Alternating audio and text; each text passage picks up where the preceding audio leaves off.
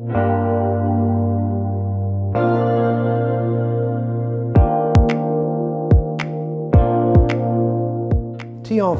stands for Thermostatic Radiator Valve. TRVs are perfect for most modern homes.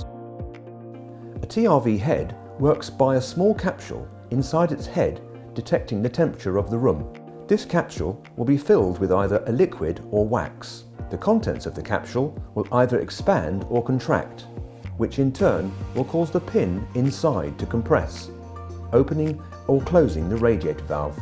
The TRV head will have temperature settings, typically from frost protection, normally indicated by either a star or a snowflake, up to a maximum setting. These numbers indicate the temperature expected within a room and will correlate to the valve's instructions. Frost protection is a setting a TRV will often offer, in which a small trickle of water will be able to run if the valve reaches a certain temperature, normally 6 or 7 degrees centigrade, even when the valve is shut off. This is to ensure that the system doesn't freeze. Replacing a TRV head is a relatively simple task and can be done without turning off the water supply to your radiators. Before you start, ensure you have your replacement TRV head ready to install.